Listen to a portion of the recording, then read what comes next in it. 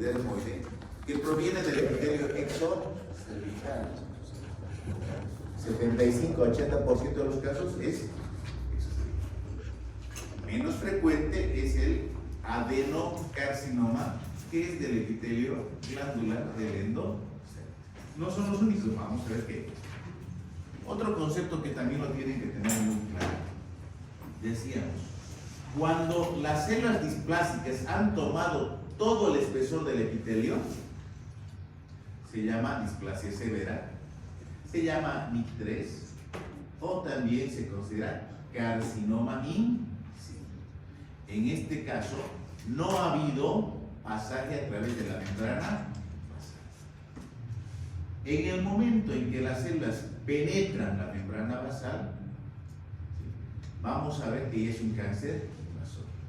Pero todavía vamos a considerar, se denomina carcinoma microinvasivo o microinvasor cuando la penetración en profundidad es menor a los 5 milímetros o en extensión es menor de 7 milímetros.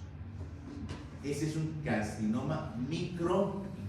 Interesante, ¿por qué? Porque tenemos que llegar a un momento en que nosotros tenemos que saber estadificar, saber en qué estadio está el cáncer.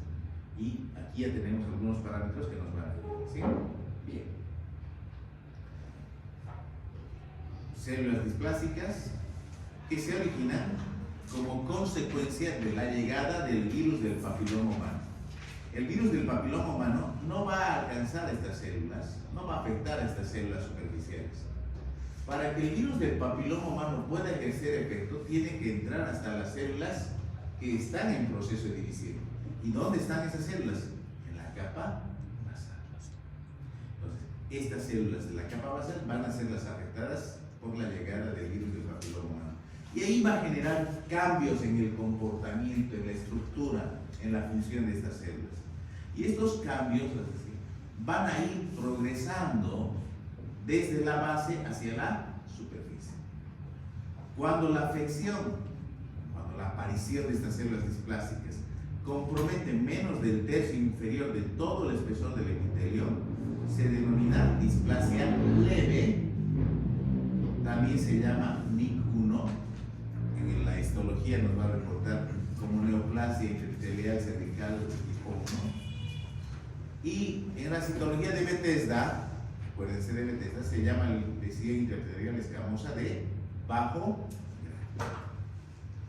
Vamos, con el tiempo las células displásicas van a pasar de la mitad, pero aún no llegan a los 2/3 del espesor del epitelio. En ese caso se denomina displasia moderada o NIC2. Cuando ya se ha sobrepasado el tercio superior o se ha comprometido todo el espesor del epitelio, se llama displasia severa y clínicamente ya es un carcinoma in situ. NIC3. Tanto NIC2 como NIC3 para Bethesda se consideran lesiones intraepiteliales escamosas de alto grado. Cuando las células displásicas rompen la membrana basal, penetran la membrana basal, se llama cáncer invasor. Y es microinvasor cuando en profundidad no superan los 5 milímetros y en extensión no superan los 7. Eso solamente lo va a dar la biopsia, ¿no es cierto? La biopsia nos va a decir cuánto de penetración del tejido tiene en profundidad y en extensión. Ahora, tenemos que tener en cuenta que si bien son pasos que van a sucederse uno tras otro, no son obligatorios de que se cumplan. Un NIC1 no necesariamente progresa a cáncer invasor. Puede existir la posibilidad de regresión de la lesión. Lo mismo pasa con NIC2. NIC2 no necesariamente se va a hacer NIC3. NIC3 no necesariamente se va a hacer cáncer. Existen posibilidades de regresión. El problema es que nosotros no podemos identificar qué paciente con NIC1 o con NIC2 va a hacer la regresión y qué paciente va a hacer la progresión. Entonces nuestro enfoque tiene que ser dirigido a establecer estas lesiones en etapas tempranas. Estas son las etapas tempranas. NIC 1, NIC 2, NIC 3. Uy, qué suerte que tiene, ¿no? No ha aparecido el dueño más bien. NIC 1, NIC 2, NIC 3 deberían ser los momentos en los que nosotros deberíamos hacer diagnóstico de cáncer de cuello uterino. Ese es el momento. Entonces, acá tenemos la posibilidad de hacer un tratamiento, tomar una conducta que evite que esta mujer jamás haga cáncer de cuello uterino. Podrá ser cáncer de otro cáncer, ya no importa, pero cáncer de cuello uterino lo estamos previniendo. Este cuadrito es bastante interesante porque nos da las equivalencias. De acuerdo a la terminología clásica, se habla de displasias, ¿no es cierto? Displasia leve, moderada, severa. La biopsia, la histología, nos habla de NIC 1, NIC 2, NIC 3. Y Bethesda, que es la citología, nos habla de lesión intraepitelial escamosa de bajo grado y de alto. Acuérdense, les había dicho en su examen de la subsiguiente semana después de la feria, o les voy a preguntar citología de PAP o les voy a preguntar el informe de Bethesda. ¿Por qué? Porque tienen que saber los dos tipos de informes. Cuando pidan Papa Nicolau, la paciente va a ir a un laboratorio y allá de repente le van a informar en PAP, tienen que saber PAP. De repente otro laboratorio les va a informar en Bethesda, tienen que saber Bethesda. Y otros laboratorios más buenas gentes informan los dos, dicen PAP, según PAP es clase, según Bethesda está. Entonces les hacen eso, pero tienen que saber. Y tienen que saber qué conducta van a tomar cuando se encuentren con estos Papa Nicolaus anormales. Ya hemos dicho, ante Papa Nicolau anormal, colposcopía. Ante colposcopía sospechosa, biopsia. El diagnóstico de cáncer de cuello uterino solamente lo vamos a tener cuando tengamos en nuestras manos el resultado de la biopsia.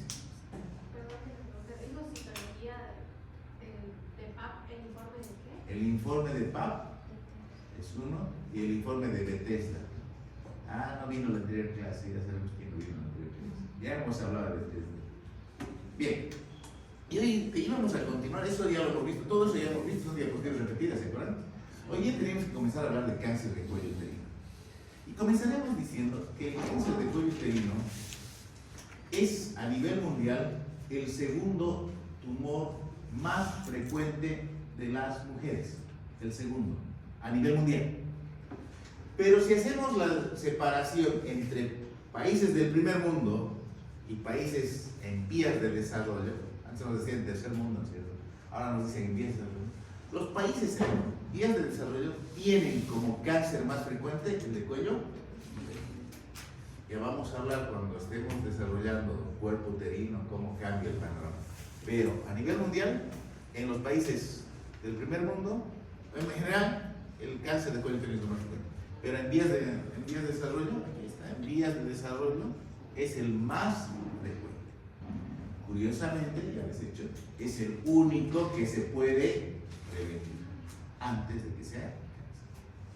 Bien, ahora, este cáncer comienza en la zona de transformación, bajo una displasia, ¿sí? Y luego crece. ¿Y dónde va a crecer? El cáncer se define como un crecimiento no controlado. Es un tumor que va a tomar primero las estructuras vecinas. ¿Y quiénes son los vecinos del cuello uterino? Pues inicialmente será la vagina. Hacia abajo tiene la vagina. A los costados, ¿a quién tiene? A los parametrios. Se llaman así parametrios. Los ligamentos que unen el útero con la pared pélvica se llaman parametrios. ¿Quién tiene delante el cuello uterino?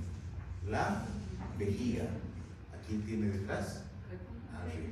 Y esas son las estructuras que nosotros vamos a ver que se van a comprometer en cáncer de cuello uterino. Inicialmente es el cuello el que está creciendo. Vamos a ver ese crecimiento que se proyecta inclusive hacia la vagina. Concepto de cáncer, ¿cierto? Infiltra primero a los vecinos y luego existe la posibilidad de metástasis a distancia, ¿no es cierto? Listo. Bien. ¿Cuál es la causa del cáncer de cuello uterino? Ya lo hemos dicho. 99.9% de los casos de cáncer de cuello uterino son consecuencia de una infección por virus del papiloma humano. Ese es el virus del papiloma humano. Los otros factores están relacionados a la transmisión del virus del papiloma humano. Si una mujer tiene múltiples compañeros sexuales, mayor riesgo de transmisión de virus.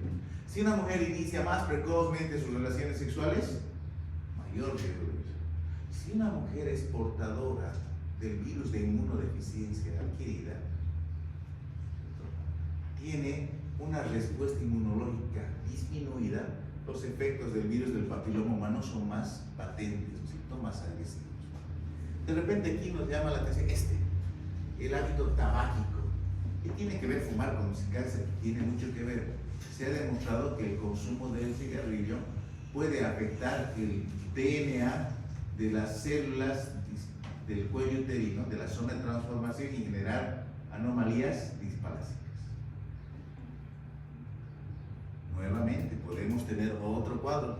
Ya les he dicho a todos los que estaban en alguna clase, cuando una diapositiva de repente aparece más, 2 veces o más, es porque es una pregunta del examen, para que se acuerden. Ya no lo voy a decir más.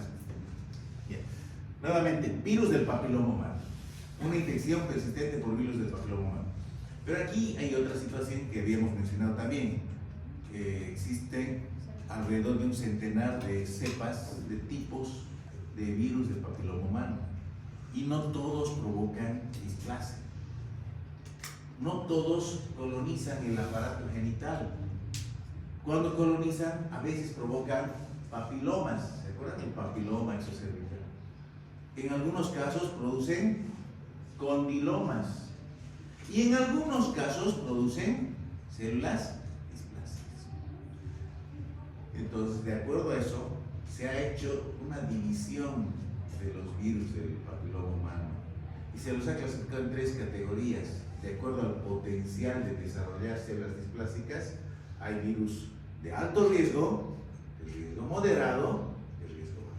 Los de más altos riesgos son los tipos 16 y 18. Eso es lo. Y luego nuevamente múltiples parejas sexuales, coexistencia con ITS. ¿Se acuerdan que hemos hablado alguna vez? Cuando ustedes encuentren una ITS, ¿qué van a hacer? Busquen otras. Traten esa ITS, pero busquen otras. A veces van juntas, ¿no es cierto? Coexistencia. Múltiples compañeros sexuales, mujeres en etapa reproductiva, ¿no es cierto? El tabaquismo. Algo que me van a escuchar en el hospital sin preguntar a los pacientes es: ¿cuándo se ha hecho su último Papá Nicolau? Yo tengo que programar una cirugía de descenso de vejiga. Bueno, ¿qué tiene que ver la vejiga con el cuerpo? ¿Ah? Pero por rutina se le pregunta: ¿cuándo ha sido su último Papá Nicolau? Si me dice el año pasado, dice hace 2 años, ¿y qué le digo al médico? Que estaba todo bien, ya confío en ese informe. Pero si me dice hace 5 años que no me hago Papá Nicolau, o peor, todavía viene alguna, nunca me he hecho Papá Nicolau, es un factor de riesgo, ¿no es cierto? ¿Qué voy a pensar en esa paciente que de repente venga por dolor, por sangrado, por flujo fétido? Tengo que estar trabajando y de repente está haciendo un cáncer. No crean que el cáncer es de mujeres viejas. Este cáncer no es de mujeres viejas. Este cáncer aparece en mujeres jóvenes. Cuando nosotros pensamos cáncer de pulmón, ¿en qué nos imaginamos? Un viejito que comienza a toser, ¿no es cierto? Cáncer gástrico, ¿qué pensamos? Una persona mayor. El de próstata es de una persona mayor. Pero este cáncer aparece en mujeres jóvenes. La mujer más joven que hemos tenido con cáncer de cuello uterino tenía 24 años. Raro, sí, raro. Ella tenía 24 años y tenía. Y aquí están algunas aclaraciones. ¿Por qué el tabaco produce químicos que dañan a la teniente? Infección por el virus del papiloma humano, inmunodepresión, infección por clamidia u otras ITS, ¿no es cierto? Factores de riesgo. Bien. Algo que tenemos que ver, decíamos, es el tipo viral. Nos interesa el tipo viral. Se ha puesto de moda desde hace unos 2, hasta hace unos 3 años atrás, la famosa captura híbrida. Las mujeres se enteraron de que esta infección es muy frecuente. 7 de cada 10 mujeres son portadoras del virus del papiloma humano. 7 de cada 10 mujeres sexualmente activas.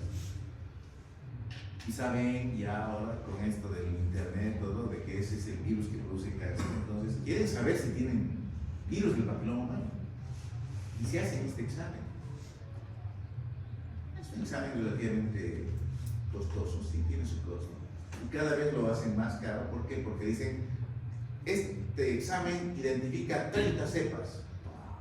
Y luego viene otro. Este examen identifica 50 cepas. ¿Qué nos interesa? Nos interesan las cepas de alto riesgo, ¿cierto? No nos interesa que identifique 50. ¿Por qué? Porque en la mayor parte de los casos le va a decir, es positivo, tiene virus. ¿Y qué va a hacer la paciente? Va a decir, no vale la pena vivir ya. No, porque lo único que está diciendo el examen es que tiene el virus. No le está diciendo que tiene cáncer. Para saber si tiene cáncer, tiene que seguir esa secuela. Papá Nicolau, colposcopía, biopsia, esa es la secuela. Entonces, es necesario que ustedes también aclaren a sus pacientes que la famosa captura de saber si tienen virus del papiloma humano o no es el primer paso de repente. El primer paso es Papá Nicolau, ¿cierto? Bueno, por eso se habla del tipo viral. Si a la mujer le sale que tiene una cepa 48, una cepa 69, son de bajo riesgo, ¿no? Persistencia de la infección. Hemos dicho, este es un virus que tiende a quedarse. Pero hay mujeres que tienen un buen sistema inmunológico y después de algún par de años pueden disminuir la carga viral o pueden eliminar el efecto del virus. Depende de la respuesta inmunológica. Y este concepto es muy importante, la carga viral. Si una mujer está sometida a agresiones permanentes, está recibiendo cada vez más virus, tiene mayor riesgo de desarrollar displasias, ¿cierto? No es que esa mujer que tuvo una sola vez, ya está condenada a tener cáncer, no. De repente es una vez, otra vez, como en COVID, ¿se acuerdan? Ustedes estaban todavía en colegio, ¿no? Cuando apareció el COVID, o estaban comenzando de repente. En COVID, ¿por qué se hablaba de la carga viral? Se hablaba de carga viral a los profesionales de salud, porque ellos permanentemente estaban recibiendo de este paciente el virus del COVID. Entonces, ellos estaban sometidos a una carga viral bastante. A eso se refiere el tema de carga viral. ¿Sí? Ahí están 100 tipos de virus del papiloma humano. Como pueden ver, este virus, comúnmente llamado el virus de las verrugas, esas verruguitas que aparecen a veces en las manos, en las piernas, en la espalda, son causadas por este virus, ¿cierto? Aparecen. Algunos provocan verrugas en piernas, en brazos. Algunos provocan verrugas en los genitales, también hay verrugas. Otros provocan condilomas y estos provocan alteraciones celulares en el cuello uterino, también en la vagina, que se llaman displasias. Entonces es un virus que puede tener distintos comportamientos y de acuerdo a su capacidad de generar displasias, eso se llama riesgo oncogénico, se clasifican en bajo riesgo, riesgo medio y de alto, y estos son los que nos deberían preocupar más cuando nos salen positivos, ¿sí? Los de alto. De ahí que cuando hablemos de prevención, por ejemplo, vamos a hablar de las vacunas para el virus del papiloma humano, que necesariamente deben incluir las cepas de alto. Otro punto, esto les habíamos mencionado aquí. Cuello uterino normal, cuello uterino con cáncer. Vean, es progresión. Cuando el virus del papiloma humano va a asentarse en el cuello uterino, nos va a provocar displasias, ni 1, ni 2, ni 3, pero también es posible observar el fenómeno de la regresión. Puede progresar o puede regresionar. El problema es que nosotros no sabemos en qué mujer va a haber progresión y en qué mujer va a haber regresión. Por lo tanto, a todas las agarramos y les hacemos el tratamiento que corresponde. Este es un poco de virología del efecto del virus. Aquí está. El virus no causa lesiones en las células superficiales, hemos dicho. Para que este virus cause lesión, debe penetrar hasta la membrana basal. ¿Y cómo penetra? A través de pequeñas lesiones que se pueden generar durante la misma relación sexual. Estos microtraumatismos generan estos espacios y el virus se asienta en las células que están en proceso de división. Y desde allí van a multiplicarse y van a ir ganando altura, pasando a ser primero un tercio inferior, 2/3 y el espesor total del epitelio. Ese es el mecanismo. Entonces, las células superficiales no colonizan el virus, son las células profundas, las células de la capa basal, las que agarran el virus y desde allí se genera la displasia. Virus del papiloma humano, aquí está. 99.8% de los casos de cáncer de cuello uterino se deben a infección por virus del papiloma humano. Algún autor, algún libro de ginecología que ustedes van a leer, dice: el cáncer de cuello uterino es una enfermedad de transmisión sexual. Así lo categoriza. Fuerte el concepto, pero al final resulta ser cierto por la relación con el virus, ¿no? ¿Qué más? Aquí hay otra cosa más. Aquí, cuando una mujer agarra la infección por papiloma humano, puede ser verruga, puede ser condiloma o puede ser displasia. ¿Listo? Displasia. 5% de las mujeres, solo 5% las que tienen virus del papiloma humano hacen cáncer de cuello uterino, y lo que decía, más del 70% de mujeres sexualmente activas tienen infección por virus del papiloma. Entonces, es la infección de transmisión sexual más frecuente a nivel mundial. ¿Y se puede prevenir? Sí. ¿El preservativo evita la transmisión del virus? Sí. El preservativo evita la transmisión del virus. Miren estos ejemplos, estos son los condilomas famosos, ¿no? Los condilomas recombinados. Vamos.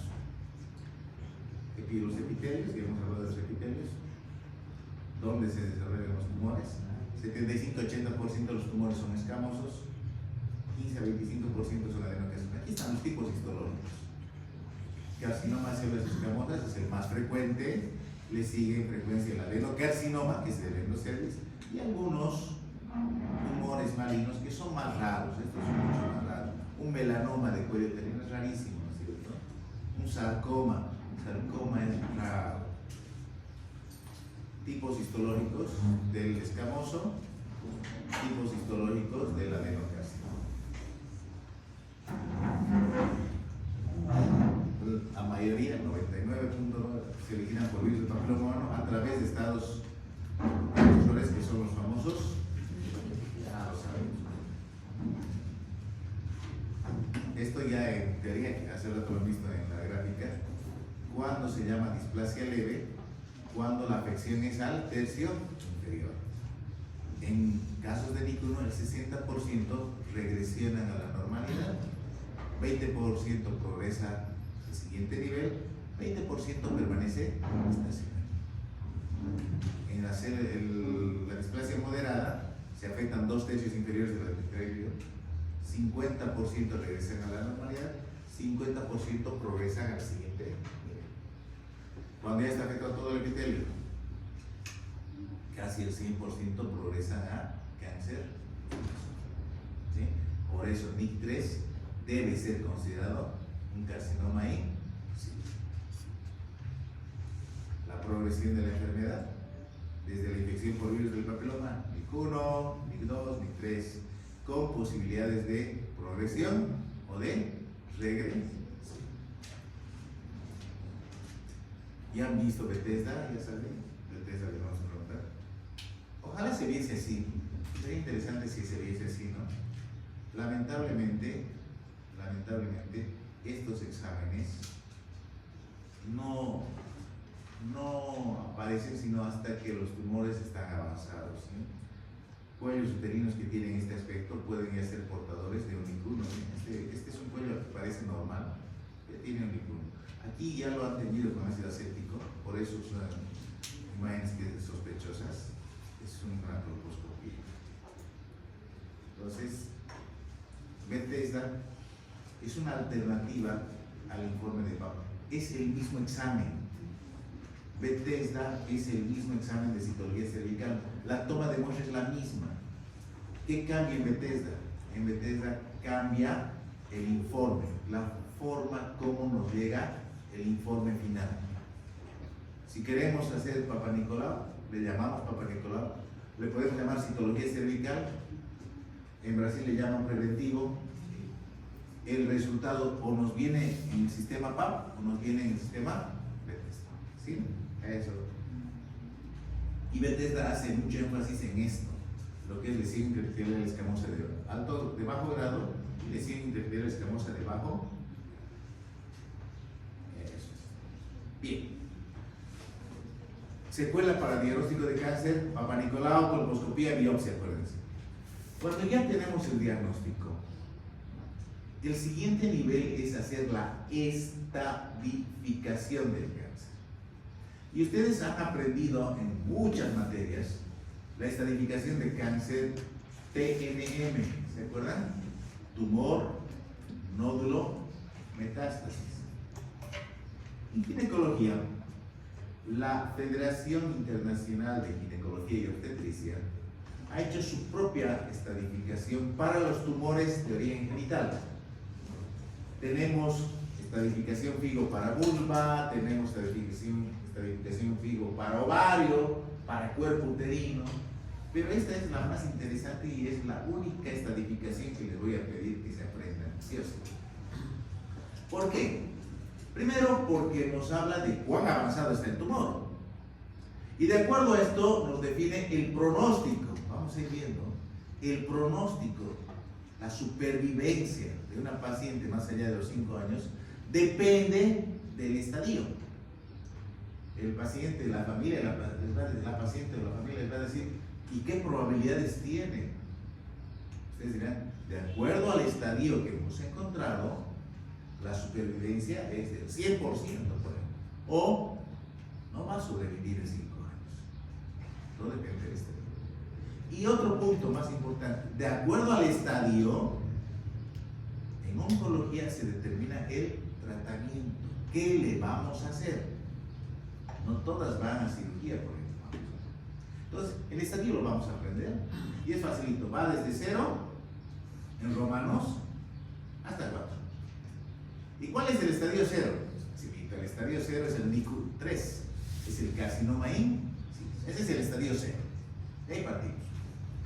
Luego hablamos del estadio 1. Y el estadio 1 dice el tumor, el cáncer, está limitado al cuello uterino. Pero en eso es harto, es grande el cuello uterino microscópicamente, ¿no es cierto?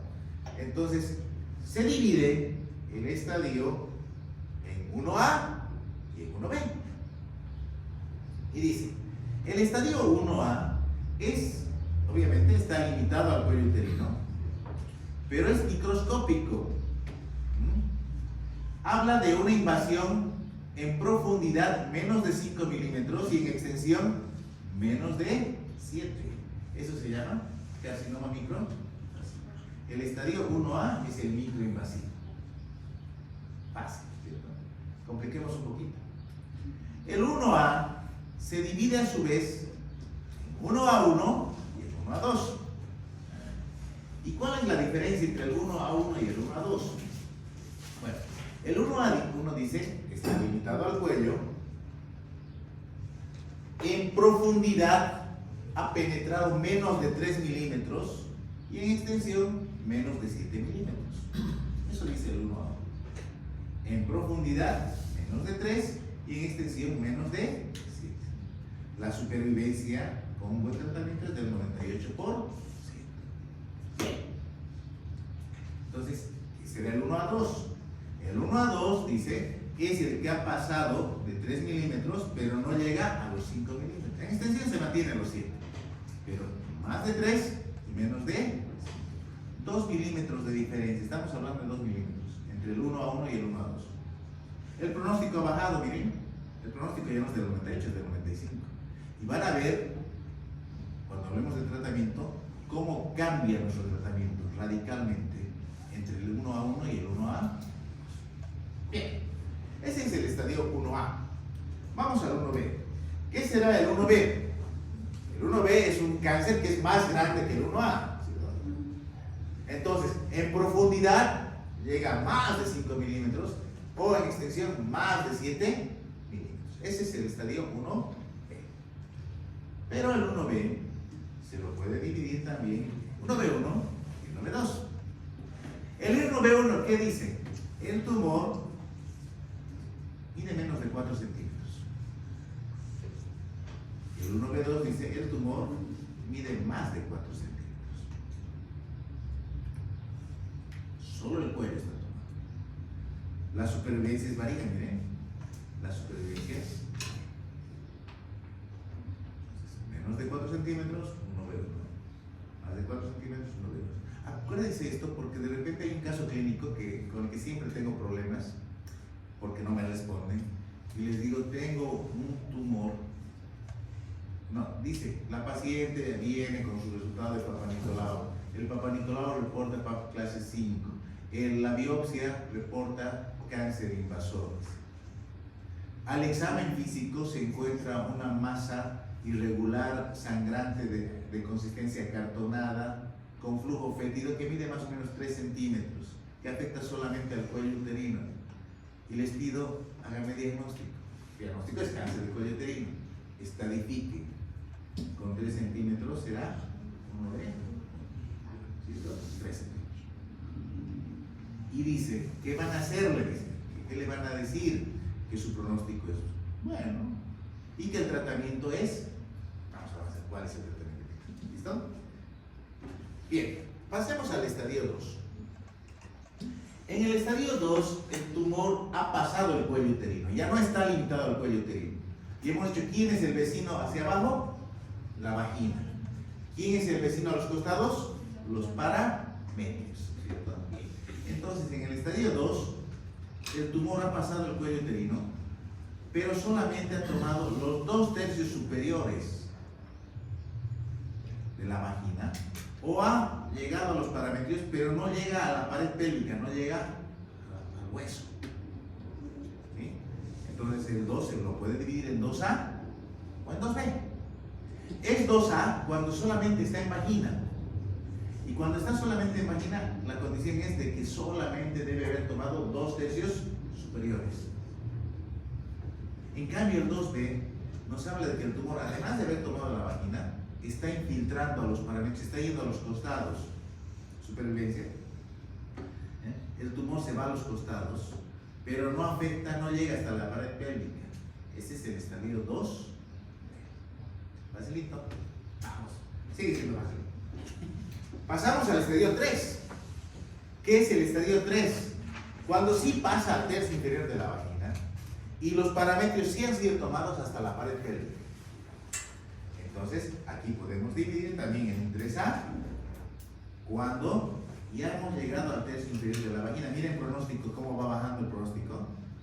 El tercio inferior de la vagina, sí. 3A. Y el 3B cuando ha llegado a la pared pélvica. Aquí está el hueso. Paramétrios. Aquí hay que hacer una aclaración. ¿Qué elemento está descendiendo desde el riñón? Pasa bien cerquita del útero y llega a la vejiga. El uréter. El uréter está bien cerquita del útero. Van a ver cuando se hace histerectomía, todo el mundo se anda cuidando del uréter. Hay que tener cuidado del uréter. El uréter está ahí cerquita. A menos de 1 centímetro de la arteria uterina está el uréter. Entonces, ¿qué pasa cuando el parametrio está comprometido?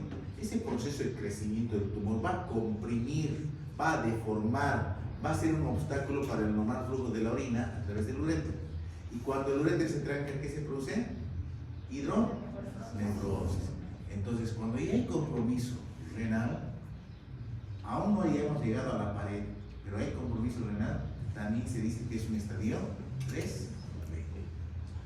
¿Sí? 3B o llega a la pared o ha comprometido la vía urinaria. El estadio 4. El estadio 4 significa que el tumor se ha salido del aparato genital, ya no está limitado al aparato genital. Entonces hablamos de un estadio 4A cuando ha tomado o la vejiga, adelante, o ha tomado el recto para atrás. Cuello uterino, vejiga, ese es el 4A. Supervivencia, bajísima. Y finalmente, ¿cuál será el 4B? Cuando ya estamos a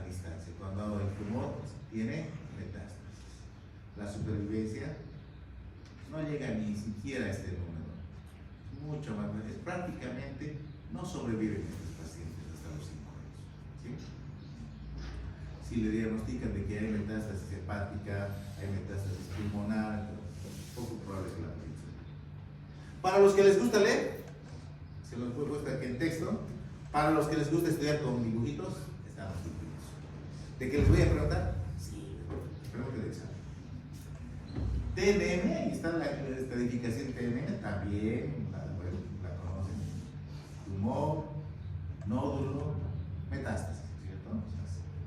¿Cuál es la clínica del cáncer de cuello uterino? El cáncer de cuello uterino es asintomático. En las etapas iniciales es asintomático. ¿Cuándo produce síntomas? Cuando ya está avanzado. Les contaba el caso de mi profesor de semiología. Entraba a la sala a las 7 de la mañana, sala de mujeres, 7 de la mañana, todos en sus camitas, él entraba, respiraba y nos decía, aquí hay cáncer, nos decía. ¡Wow! ¡Qué capo el clínico! Bueno, después lo entendimos. Cuando el tumor está avanzado, es fácil hacer diagnóstico. El día que ustedes sientan el olor del cáncer, del cuello uterino, nunca se les va a olvidar, se queda aquí pegado, días se queda pegado. Ese olor tiene hasta nombre porque se llama icor. Se queda aquí pegado ese olor, no se olvida ese olor. Pero es sinónimo de cáncer avanzado. Entonces, ¿cuál será la clínica? Entonces, al principio es asintomático y es ahí donde hay que hacerle la pesquisa. Cuando ya aparece clínica, ¿qué nos va a aparecer? Flujo fétido, a veces con sangre. ¿Qué nos va a aparecer? Hematuria. Si aparece hematuria en un cáncer de cuello uterino, ¿de qué estadio estoy hablando? ¿Qué estadio es si hay hematuria, está sangrando, hay sangre en la orina? 4. Está pues hablando. Si aparece hemorragia, rectorragia, 4. entonces, si comienza a perder peso, si está anémica, si tiene tos, entonces tengo que pensar en estadio avanzado. La clínica aparece muy tarde. Ahí está. La mayoría son asintomáticas, es más bien, en etapas tardías aparece. ¿Qué es lo primero que va a aparecer? Sangrado anormal, flujo fétido. Con eso, la paciente ya nos preocupa. Y ahí viene esta paciente que dice, tengo flujo, he hecho tratamientos, no mejoro, me han hecho cultivos, no mejoro. Cada vez que tengo relaciones, tengo sangrados. La pregunta, ¿y su Papa Nicolau cómo le fue?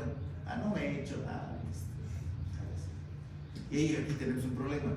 Condición para hacer el Papa Nicolau es que no esté sangrando. Si la paciente está con sangrado, ¿qué hacemos? ¿Qué hacemos si la paciente está con sangrado? No podemos hacer el Papa Nicolau.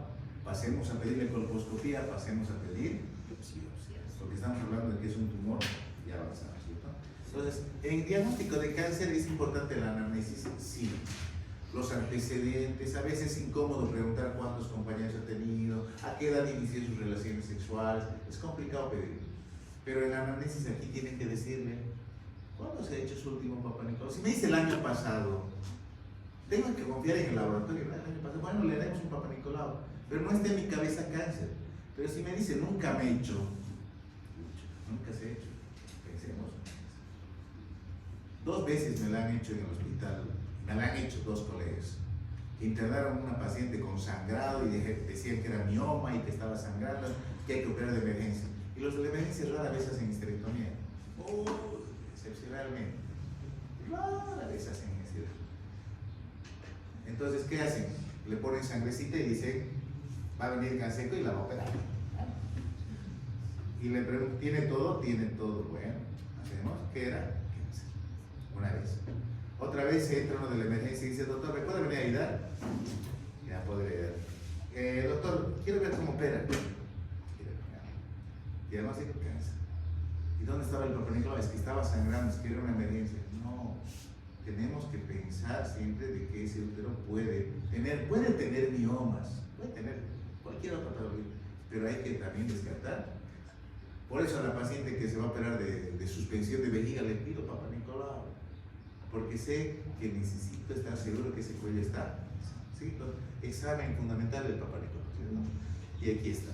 El examen físico, hay que hacer el examen físico, sí, hemos dicho, vamos a encontrar lesiones de acuerdo a verlo. Y los exámenes auxiliares, ¿cuáles son? Aquí dice citología, Papá Nicolau, dice colposcopía, dice biopsia, pero es la biopsia, este es el que da diagnóstico. Mientras ustedes no tengan este resultado, no digan que es cáncer. Sospecho de cáncer, tengo un tumor de naturaleza determinada, tumor de comportamiento incierto, hasta que tengamos el resultado de la biopsia, ¿sí? Ahí está el examen físico. Algo que nos ayuda el examen físico también es para la estadificación. Cuando yo hago el tacto, pues voy a ver el tamaño, mide más de 4 centímetros. Los parametrios están duros, están acartonados, ¿cierto? El examen físico me va a ayudar también para hacer estadificación.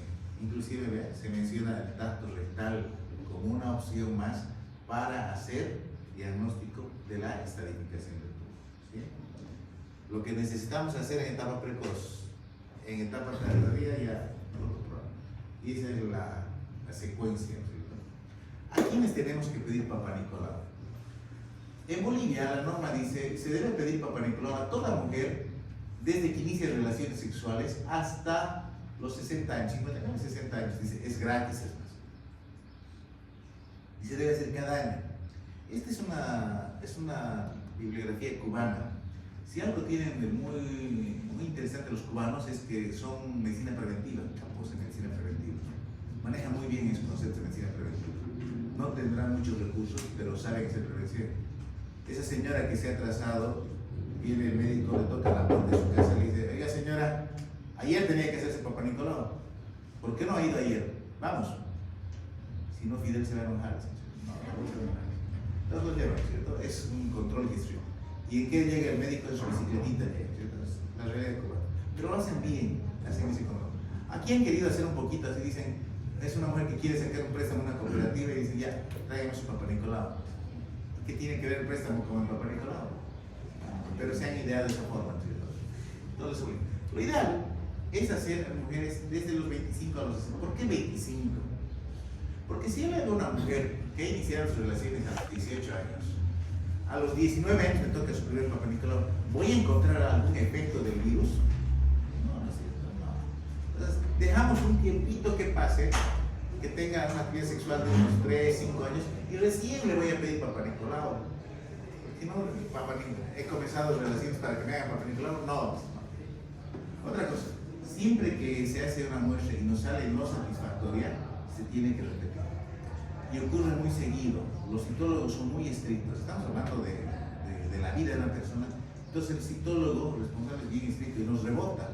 Seguido nos rebota el Papá Nicolau. En el hospital toman muestra a los internos, toman muestra a los residentes y muestra no satisfactoria. Pues hay que repetir, señora, venga por favor. ¿Qué ha pasado? La plaquita se ha roto, venga otra vez, hay que tomar el Papá Nicolau. Hay que hacer. Este dato es bien interesante. Cuando les ha salido 3 anuales negativas, 3 resultados normales, ya no es necesario hacer cada año, dicen, lo haremos uno cada 3 años. Y se ahorran un montón de plata los cubanos con esta medida solamente, que tiene mucha razón de ser, ¿cierto? ¿Por qué? Porque el efecto del virus tarda años. Un cáncer no aparece de la noche a la mañana. Un cuello uterino normal, un cáncer, hay 5 a 15 años de diferencia. O sea, hay tiempos suficientes para mantenerlo. No se olviden las condiciones del Papá Nicolau. Esta ya la hemos visto, ¿no es cierto? La mujer no tiene que estar sangrando, la mujer no tiene que tener relaciones sexuales, la mujer no tiene que estar usando óvulos ni cremas vaginales. Viene la paciente y me dice, estoy tomando antibióticos, ¿me puedo hacer Papá Nicolau? Sí, puede. Estoy tomando hormonas, anticonceptivos, ¿puedo hacerlo? Sí. Estoy embarazada, puede. Las únicas condiciones son esas. Luego les decía, cuando encuentren un Papá Nicolau anormal de 3 para adelante, pidan la colposcopía. Y la colposcopía les va a reportar lesiones, que hemos dicho son 3 básicamente, las lesiones sospechosas: leucoplasia, mosaico y vasopuntividad. Con esa colposcopía le dice, colposcopía sospechosa, dice el colposcopista. Con colposcopía sospechosa el siguiente es la biopsia, ¿cierto? La biopsia. Hagan la biopsia, es sacarte tejido. Esa es la pinza sacabocado, se llama. Esa pinza sacabocado saca un pedazo de tejido. ¿De dónde? De la región donde la colposcopía ha mostrado que hay una imagen anormal. De ahí tiene que ser. ¿Y el tratamiento? Bien. El tratamiento obviamente depende del estadio. Es lógico. El tratamiento tiene que ser en función del estadio. Pero aquí se puede considerar todavía el tema de edad y sobre todo la paridad de la paciente. Este es un dato importante. Nos pasa muy seguido en miomas, que hay que operar en problemas de displasias, el tema de la paridad de mujeres que no han tenido hijos todavía. Nos ha tocado el año pasado hacer 3 histerectomías en mujeres que no tenían hijos. Es triste, pero era necesario. Era necesario. Dejaron crecer mucho los miomas grandes. Había alteraciones que pues, no permitían continuar.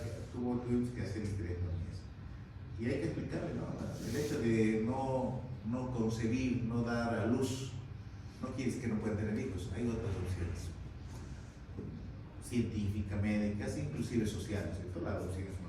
Pero hay que ver ese tema también. En el embarazo, si la mujer está embarazada y hemos hecho diagnóstico de cáncer, tranquilos, terminen el embarazo y luego van a estadificar y van a hacer tratamiento. Y aquí está, por estadio, la conducta se hace por estadio. ¿Qué voy a hacer cuando tengo estadio 0?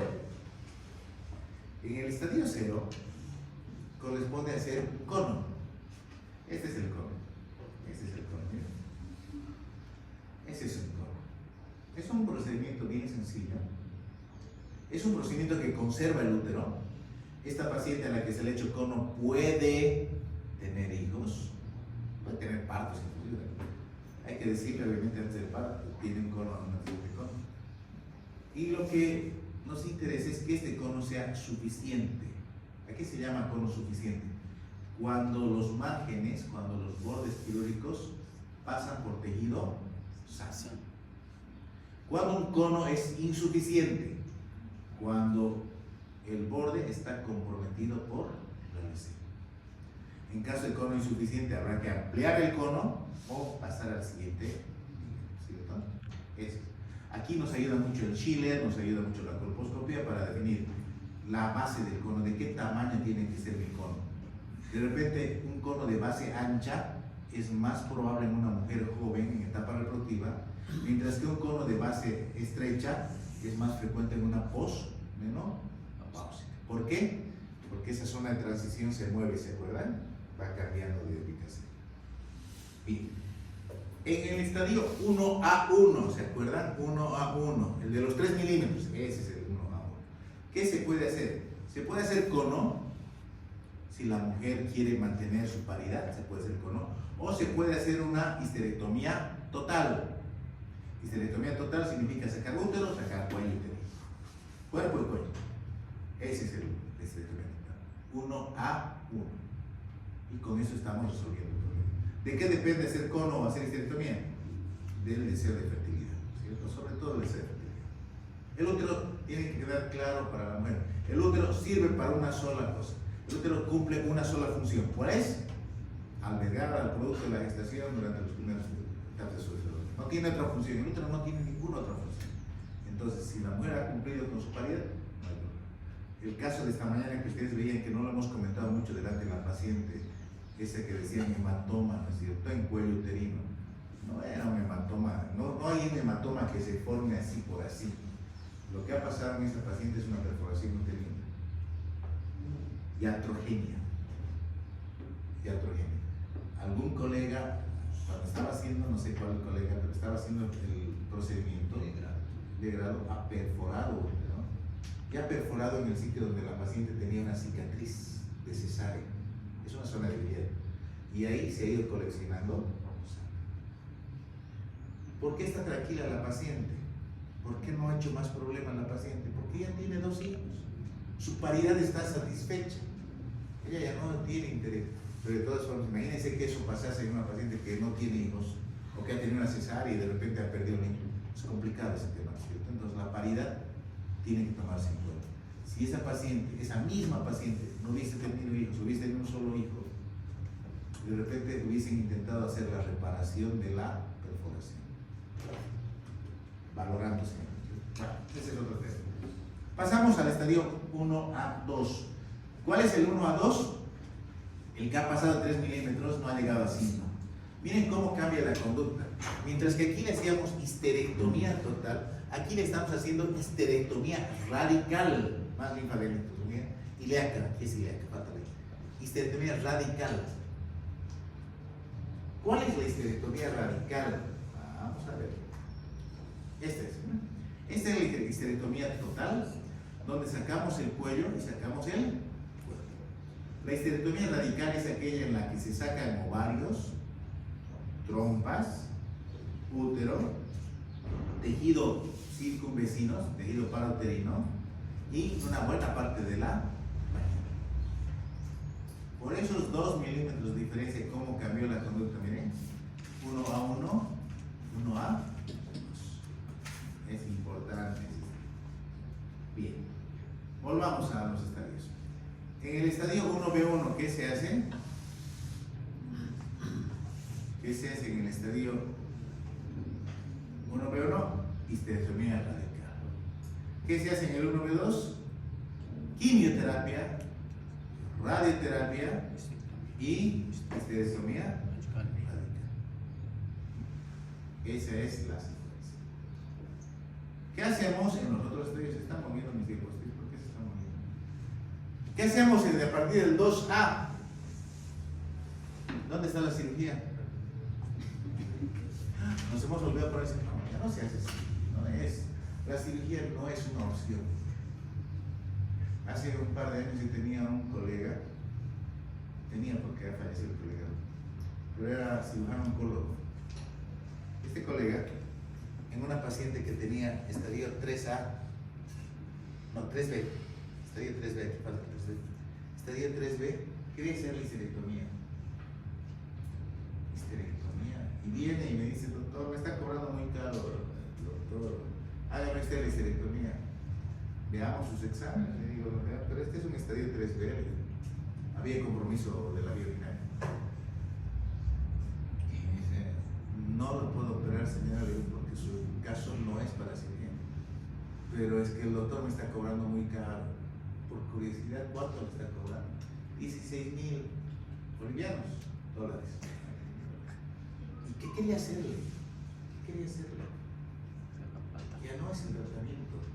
El tratamiento es radioterapia, quimioterapia, seguimiento, y tiene un buen pronóstico. Ya cuando se controle, de repente se hace lo que se llama la cirugía de citorreducción para reducir el tumor, pero en esta etapa de diagnóstico, el tratamiento inicial es radioterapia, quimioterapia, lo que se debe hacer, ¿sí? Ahí está la quimioterapia y radioterapia como se efecto siempre, ¿no?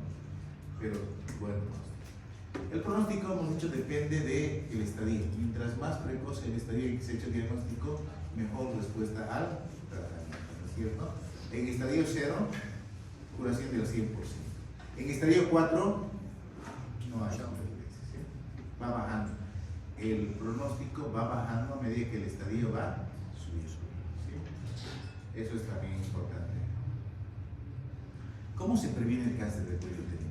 Aquí vamos a tomar el segundo punto como el más importante. La prevención del cáncer del cuello uterino se hace con una citología regular. Esa es la clave. ¿Quieren prevenir cáncer del cuello uterino? Hagan Papá Nicolau a todas sus pacientes. No quisiera preguntar, porque hay hombres acá también, ¿cuántas de las estudiantes de medicina de 5º año tienen su Papá Nicolau que tenga menos de un año de duración? Internamente respondan sí. Poquitas. Uno. Y deberían hacerse. ¿Tienen más de 25 años? Deben hacerse. ¿Tienen vida sexual activa? Deben hacerse. Y no lo hacen. Y yo tengo peor, ginecólogas, colegas ginecólogas que no se han hecho Papá Nicolau. Tengo una colega que va a tener parto la del próximo mes, una cesárea. ¿Y cuándo te has hecho Papá Nicolau? Hace 5 años, creo. Es ginecóloga. Entonces, hay que incidir en esto. La forma de prevenir es. ¿Por qué? Porque en algún momento podemos evitar las relaciones con múltiples compañeros sexuales. Sí, de repente sí. Pero es la mujer la que está controlando eso. No sabemos su pareja, con cuántas mujeres ha estado. Yo tenía una profesora de bacteriología y virología, me acuerdo, que era bien drástica. Cuando un hombre y una mujer tienen relaciones sexuales, nos decía, viejita, de esas beatas, cuando hombre y mujer tienen relaciones sexuales, bacteriológicamente la mujer está teniendo relaciones con todas las personas con las que ha tenido relaciones el hombre, y al revés. Pucha, nos hacía asustar, segundo año de medicina, asustados. Mejor ser castos, ni la flora ni cruel. Así drástico. No sabemos cuál es el comportamiento que ha tenido la pareja antes de llegar a nosotros. Con nosotros quizá ya sea el último, ya creemos que sea el último, pero no sabemos lo que ha hecho antes. Entonces, hay que... No fumar, ya sabemos, bueno, el tabaco de siempre. No beber, el problema de la relación, promiscuidad y bebidas alcohólicas es muy frecuente, ¿no? Historia de verrugas, preservativo. Es importante el preservativo, sí, de repente sí podemos prevenir, pero para evitar la transmisión del virus del papiloma tienen que ser preservativos todas las veces, todas las relaciones. Una relación sin preservativo, listo, ya para qué restricción, ¿no? Entonces, con esta medida podemos hacer esto. Luego viene el tema de la vacuna. Y la vacuna genera esta vacuna en especial ha generado mucha controversia. Cuando se comenzó a implementar, inicialmente, en Bolivia se mantiene, era para niñas, solo niñas. Niñas que no habían alcanzado la madurez sexual, que no habían tenido ni siquiera la intención de tener relaciones sexuales. Ya es de hacer esas. Pero hubo, como siempre, los famosos antivacunas, que son radicales, y con y sin ciencia hacen problemas. Y obviamente sí hay problemitas, que alguna alergia, que alguna reacción, que al preparado de la vacuna, siempre había reacciones. Hubo un par de elecciones en Colombia, me acuerdo de mi época, hicieron un problema que el Ministerio de Salud tuvo que retirar los millones de vacunas que había comprado para ese país por el problema de los antivacunas. Colombia dejó de vacunar un buen tiempo. Les cuento otro caso. Tengo un colega, médico, ginecólogo, con su señora esposa, ginecóloga también, que tiene unas hijitas que están en edad de vacunación. Hace 2 años, 3 años me pasó esto. Estaba en edad de vacunación. Y me pregunta, ¿vos qué aconsejas? Me dice, Oscar, ¿sugieres que les haga vacunar a mis hijas? Tienen 10 y 12 años. Claro, le digo. Porque le estoy dudando, estoy pensando mucho. ¿Por qué le digo? Que no quisiera vacunarlos. ¿Y qué vas a hacer para prevenir al virus del papiloma humano? Voy a confiar en la conducta moral de mis hijas. Confío en la forma como las estoy educando. Casi todo. A ver, confía en ellas, pero no puedes confiar en la pareja. No sabes con quién se va a encontrar en la vida. Entonces, ¿por qué no darle esa oportunidad? La vacuna no previene el cáncer de cuello uterino. La vacuna previene la infección por virus del papiloma humano, pero estamos hablando de que esa es la causa. Entonces, indirectamente, estas mujeres tienen menos riesgo de desarrollar cáncer de cuello uterino. Y en Bolivia está limitado. Dicen, mujeres de 10, 12 años, han extendido hasta 14 años ahora. Inclusive a los hombrecitos les hacen vacunar en los colegios. Obviamente confirman, ¿no? Y el papá tiene que autorizar. No es obligatorio la vacuna, es voluntario. Y tiene que firmar. ¿Por qué? El virus del papiloma humano también en urología exterior se relaciona con cáncer. Depende, ¿no es cierto? Tiene cáncer. Entonces, los hombrecitos también son. Bueno, viene el año pasado un paciente, yo soy ginecólogo y me toca la puerta un hombre, yo es raro, no mira el que quiere. Y me dice, vengo por lo siguiente, doctor, yo me voy a casar, me dice, yo tengo 31 años, me voy a casar. Y mi mujer tiene 28, 29 años. Quiero hacerle colocar la vacuna para el papiloma, me dice. Muy informado el hombre del papiloma. Digo, aquí no se puede. Primero, la condición es de que no tenga la infección, es decir, que no haya tenido relaciones sexuales. Y me dieron un dato bien interesante. Ella es virgen, entonces. Ella nunca ha tenido relaciones sexuales. Yo voy a ser el primero. Pero no quiero contagiarla porque yo he estado con un montón. No quiero contagiarla. Bueno, noble, ¿no? Por lo menos. Y le digo, ¿cuál es el problema? Acá no le van a dar y no puede encontrar, no es una cosa que va a la farmacia, compra la vacuna y le colocan, ¿no? Además de que son 3 dosis, ¿no? Entonces, tiene que traerla desde el exterior y manteniendo la cadena de frío. Esta vacuna requiere cadena de frío. Entonces me dice, lo que vengo es por lo siguiente, quiero que usted me consiga 10 pacientes que quieran vacunarse. Compramos la vacuna, obviamente el precio es $300 la dosis, desde la Argentina a traer, y el costo de transporte en lugar de pagar por una, pagaba por 10. Y de la ganancia vamos a mitad. Ese era el plan. Complicado, ¿cierto? Complicado. Hay de eso, no hay de eso. Entonces, como para que vean la limitación del acceso a la vacuna y que niñas, madres de esas niñas no quieran aprovechar por falsa información, por esa información que se transmite de boca a boca, ¿no es cierto? No, le vas a hacer colocar la vacuna. Le han colocado la vacuna y cáncer le ha parecido. Como ahora ha salido de COVID, ¿no es cierto?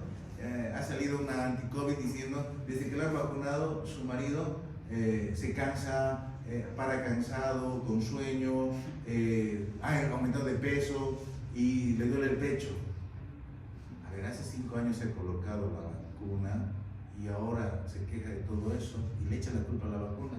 De repente, ¿no será que el marido ha engordado, está con sobrepeso, o es diabético, o es hipertenso? Antes de pensar y echarle la culpa a la vacuna, ¿por qué no le echa la culpa al hábito de vida que tiene ese marido? Pues hay que ver, hay que valorarlo. Entonces, en la vacuna, personalmente, recomendación, y ustedes también orienten, lean la información. Hay la bivalente, sí, que era, esta es la tetravalente, miren, 16, 18. Había la bivalente, es más económica. Y ahora estamos usando la nonavalente. Aquí se refiere al número de cepas que protegen. ¿Sí? La nonavalente es la que está de moda actualmente, es la que están proporcionando. ¿Se puede colocar a mujeres mayores? Sí, pero en Bolivia no podemos conseguir las vacunas para mujeres mayores por ese tema de que está limitado el stock a las niñas menores de 14 años. La condición sí es de que la mujer no debe tener infección por virus del papiloma, tienen que comprobarlo. Obviamente, con 7 de cada 10 hay que pensar, ¿no? Y otra situación, las embarazadas. ¿Dónde están las embarazadas? Por ahí aparecen las embarazadas. ¿Se puede colocar una embarazada? Ahí está. No, ¿por qué? Ya ha tenido relación sexual, está por la embarazada, ¿cierto? Y 2, la pregunta que me hacía hace un mes una paciente me llama y me dice, estoy haciendo fila, estoy a 3 puestos, me tiene que responder urgente, doctor. Estaba saliendo, quiero, ¿qué pasó? Le digo, a 3 puestos de hacerme colocar la vacuna para el sarampión. ¿Me puedo hacer colocar? ¿Por qué está haciendo fila, Len? Porque me han dicho que sí sí puedo colocar. Bueno, entonces lo que le voy a decir no le va a gustar, no puede colocarse. Pero si aquí me dicen que sí, entonces ¿para qué me está llamando? Yo le digo no puede colocarse. Las mujeres embarazadas no deben recibir vacunas de virus atenuados. Ese es el principio. Y sarampión es virus atenuado, no se debe colocar. ¿Cierto? Y eso aunque nada tiene que ver con ginecología. Bueno, aquí algunas lecturas, datos importantes. La mortalidad por cáncer de cuello uterino es alta. Y lo que quiero resumir aquí es un cáncer que se puede curar. ¿Cuándo? Cuando se lo detecta. Tristemente vamos a ver mama cuando la mujer toca la bolita y es cáncer infiltrante. Ovario, cuando se diagnostica el cáncer de ovario y es infiltrante. Lamentablemente el diagnóstico de cáncer genital es complicado porque ya hacemos diagnóstico en etapas avanzadas. El único cáncer que se lo puede curar porque se detecta a tiempo es el de cuello uterino. ¿Sí? Y vamos a insistir, tenemos una semana más para hablar de cuello uterino antes del primer parcial, así que prepárense. ¿Listo? ¿Alguna duda, alguna pregunta? Primero, me devuelve mi lista, ¿dónde está mi lista? Por si acaso, la próxima semana